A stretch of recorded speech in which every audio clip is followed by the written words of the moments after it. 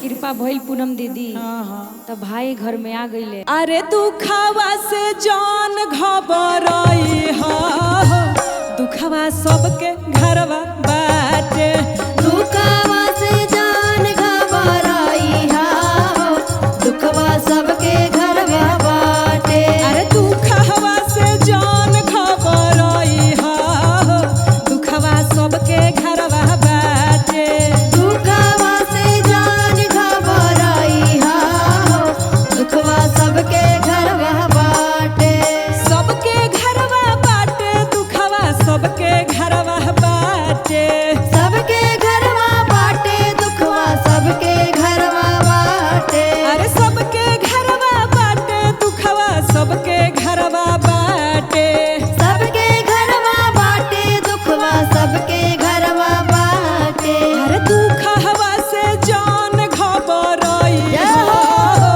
दुखवा सबके घरवा बाटे दुखवा से जान घबराई हो दुखवा सबके घरवा बाटे दुखवा से जान घबराई हो दुखवा सबके घरवा बाटे दुखवा से जान घबराई हो दुखवा सबके घरवा बाटे एक में सुखी रहली धरती हो मैया धरती हो मैया यार धरती हो मैया एक में सुखी रहली धरतिया मैया धरतिया मैया हो धरतिया मैया अरे तू शहरे में फाटल बा डरावा हो दुखवा सबके घरवा बाटे किस्मत में फाटल बाटे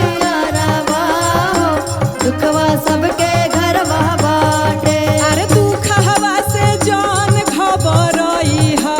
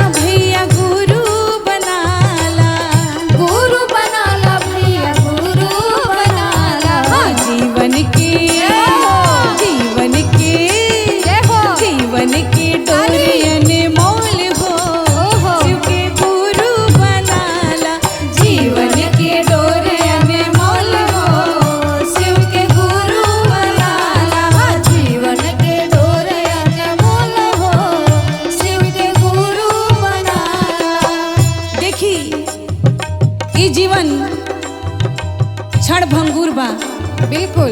कब ये जीवन समाप्त हो जाई कुछ पता ना चली। ना पता चली तो कैसे कही के बा? कैसे? ई जीवन ता कागज की पुड़िया, ई जीवन हा कागज के पुड़िया, ई जीवन ता कागज के पुड़िया, ई जीवन ता कागज के पुड़िया। हवा हवा हवा चले उड़ जाए शिव गुरु महाराज शिव के गुरु बनाला। हवा चले उड़ जाए हो शिव के गुरु बनाला। जीवन के डोरी अनमोल हो शिव के गुरु बनाला। जीवन के डोरी अनमोल हो शिव के गुरु बनाला। और कहे के बा कैसे? हमनी के जोनी भगवान तन दिले बानी उ माटी के बा। बिल्कुल। ई कब फिर माटी में मिल जाई केहू के पता नहीं खे पता चली। ई जीवन ता माटी के पुतला, ई जीवन हा माटी के पुतला, ई जीवन ता माटी के पुतला, ई जीवन ता माटी के पुतला। पानी जय हो, पानी जय हो, पानी पड़े गले जाए हो शिव के गुरु बनाला। पानी पड़े गले जाए हो शिव के गुरु बनाला। जीवन के डोरी अनमोल हो शिव के गुरु बनाला। जीवन के डोरी अनमोल हो शिव के गुरु बनाला। भैया हरिंदर जी तीन सूत्र दिहलन, भैया हरिंदर जी तीन सूत्र दिहलन। ओ भैया हरिंदर जी तीन सूत्र दिहलन, भैया हरिंदर जी तीन सूत्र दिहलन। और क्या कहना है? क्या कहना है जरा खुल के बताइए। ओ नीलम दीदी जय हो, नीलम दीदी जय हो, ओ नीलम दीदी विधिया बताए हो शिव के गुरु बनाला। नीलम दीदी विधिया बताए हो शिव के गुरु बनाला। जीवन के डोरे अनमोल हो शिव के गुरु बनाला। जीवन के डोरे अनमोल हो शिव के गुरु बनाला। जीवन के डोरे अनमोल हो शिव के गुरु बनाला। जीवन के डोरे अनमोल हो शिव के गुरु बनाला। गुरु बनाला। कि कोई कहे कैलाशपति,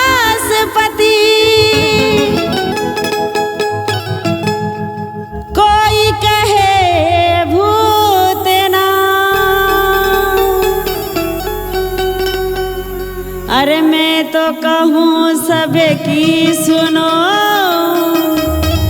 मेरे बाबा भोलेनाथ। बोले भोलेनाथ भगवान की, बोले हर हर महादेव, मैया पार्वती की जय। आइए मैं अनीता चौहान आपके बीच एक गुरु जी का भजन रखने जा रही हूँ। हमारे मन में ये भरम है कि हमारा ये जो टाइल लगा के घर बनाए ना हमारे साथ जाने वाला है, कुछ नहीं जाने वाला है।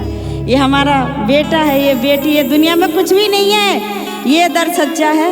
आइए इनसे जुड़ते हैं एक छोटा सा भजन। कि मन के भरमवा छोड़ के शिव गुरु से नाता जोड़ ला। अरे मन के भरमवा छोड़ के शिव गुरु से नाता जोड़ ला। अरे भैया हरिंदर के धाला डगड़िया नमः शिवाय बोल के। अरे भैया हरिंदर के धाला डगड़िया नमः शिवाय। अरे भैया हरिंदर के धाला डगड़िया नमः शिवाय बोल के। ये भैया हरिंदर के धाला डगड़िया नमः शिवाय बोल के। बोले भोले शंकर भगवान की।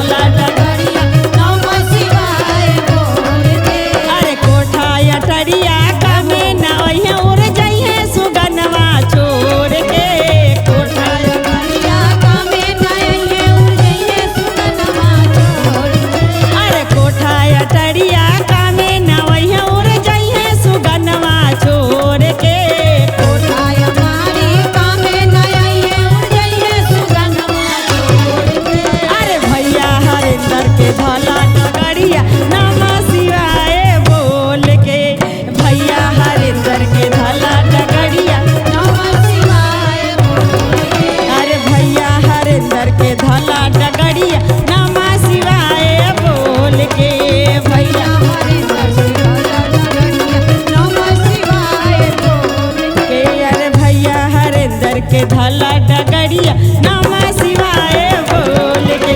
अरे भैया हरिंदर के धला डगरिया नमः शिवाय बोल के।